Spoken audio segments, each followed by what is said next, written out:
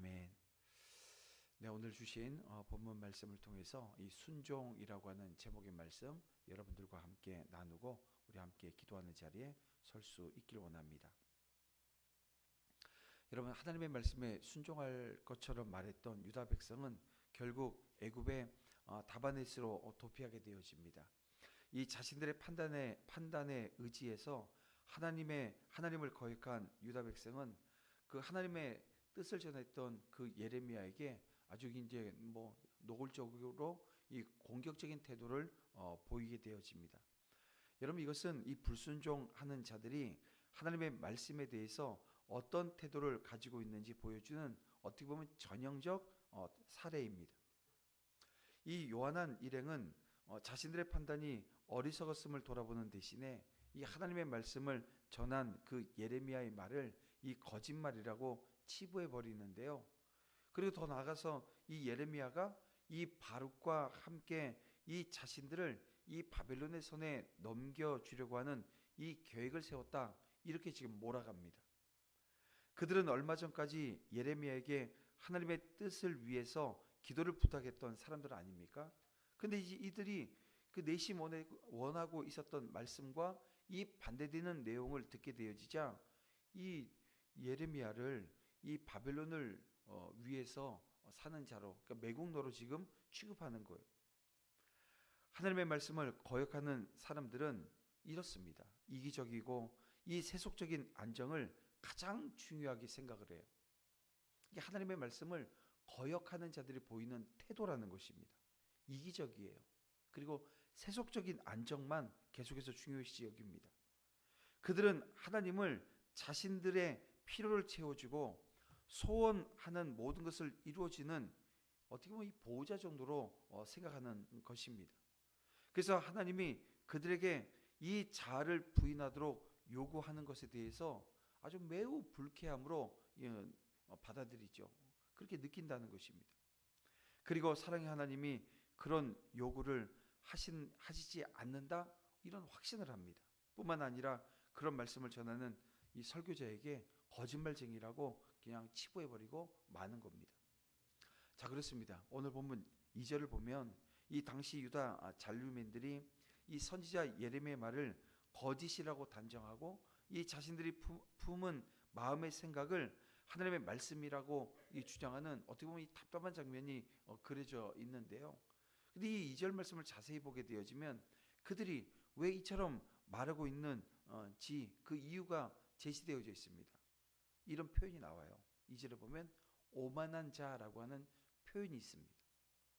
한마디로 그들 마음은 높아질 대로 높아져서 아무리 옳고 진실한 말이라고 해도 이 타인의 말은 이 들을 여지가 전혀 없는 자라는 것입니다.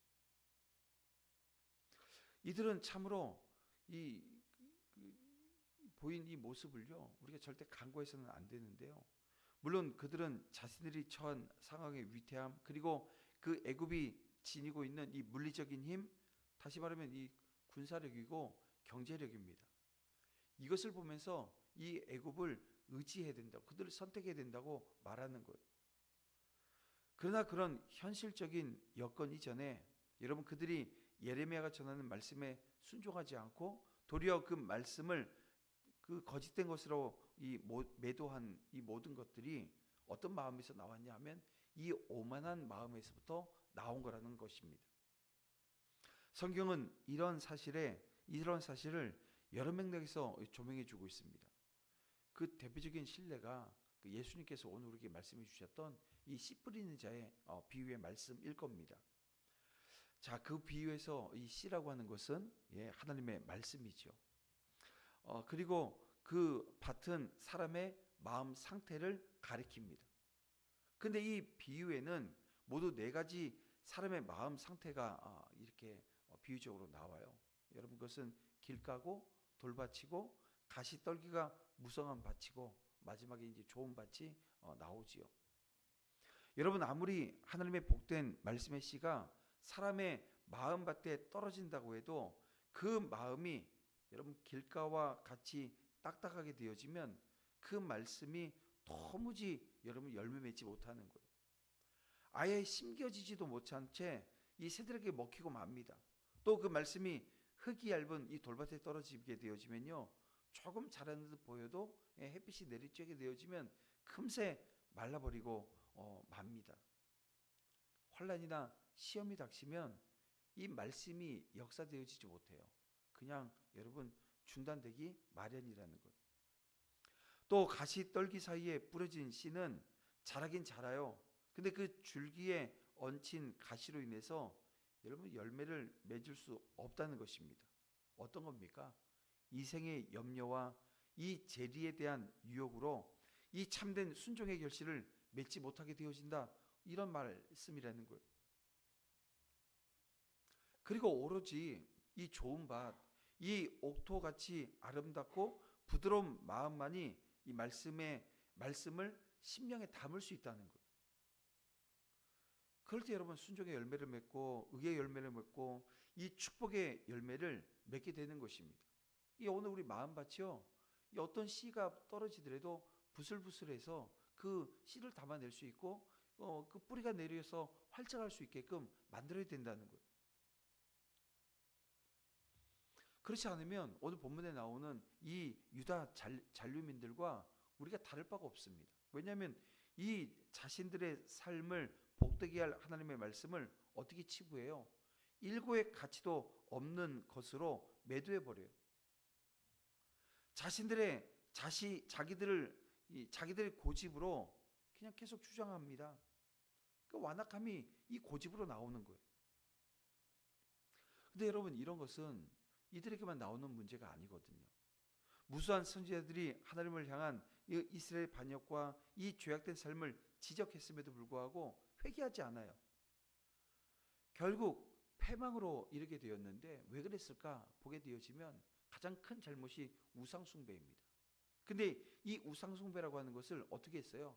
이 완악한 마음과 완고한 마음으로 끝까지 고집하더라는 거예요. 아무리 지적해주고 아무리 하나님의 말씀으로 그들을 깨우치려고 해도 듣지 않습니다. 그렇다면 이제 오늘 우리 마음밭을 우리가 돌아봐야 되잖아요. 과연 여러분은 하나님의 말씀을 받기에 합당한 마음밭 여러분 가지고 있으신가요? 혹 하나님의 말씀을 듣고 또 알고 있음에도 순종하지 않아요. 여러분 오늘 내 자신의 생각과 이 판단을 고집하고 있게 되어지면 여러분 오늘 우리 또한 오늘 본문에 나오는 저를 비롯한 우리 모두가 마찬가지라는 거예요. 여러분 이런 상황이 오늘 우리 가운데 있습니다. 그래서 오늘 이 아침에도 여러분 성령을 구하고 성령 하나님께서 오늘 우리의 마음에 찾아오셔야 되고 이 조명해 주셔야 되는 거예요. 그래서 볼 수 있어야 되고 인정할 수 있어야 되고 그래야 여러분 뭐 할 수 있는 거예요? 회개할 수 있어요. 여러분 회개가 다른 게 아닙니다. 마음밭을 기경하는 거예요. 제가 전에도 한번 말씀드렸지만 제가 들깨를 심는데요. 들깨 심는데 귀찮아서 그냥 마음 좀 부슬부슬해 보이는 땅인 것처럼 보여서 거기다 뿌리고 그냥 대충 덮었어요. 보름이 지나도 아무것도 나오지 않습니다. 분명 거기가 밭인데 그래서 다시 로타리 치고 뿌렸더니요 되더라고요. 여러분 오늘 우리의 마음밭이라고 하는 것도 다르지 않습니다. 여러분 기경하지 않으면 이 말씀을 내가 받아낼 수 있는 아무런 힘이 없어요. 그렇습니다. 하나님은 분명히 우리의 욕망과 욕구를 내려놓으라고 요구하십니다. 주님은 당신을 따르길 원하는 사람이라고 한다면 누구나 자기를 부인해야 되고 자기의 십자가를 짊어져야 된다고 말씀하시잖아요. 그래서 하나님의 말씀이 오늘 우리 삶 가운데 내 생각 가운데 불편하게 다가온다면 여러분 오늘 우리가 제일 먼저 해야 될 것은 이겁니다. 죄악된 욕망을 버려야 되는 거예요.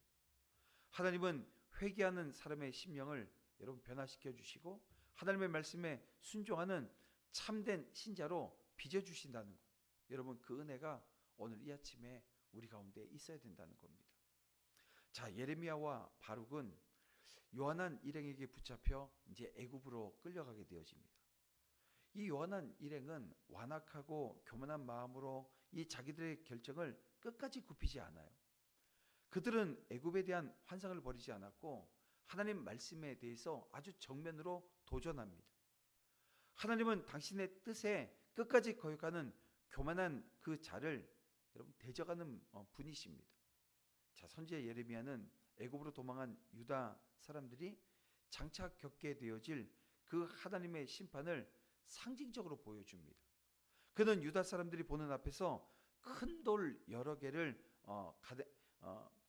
다바네스 궁전의 축대 밑에다가 묻어놔요.